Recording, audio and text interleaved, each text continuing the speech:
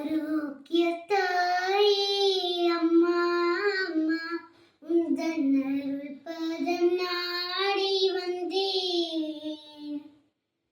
மயங்கிடும் மனதினில் மறையே என்னை இறையருள் நிறையச் செய்வாய். ஆரோக்கியத்தாயே அம்மா அம்மா உந்தன் அருள் பதம் நாடி வந்தேன்.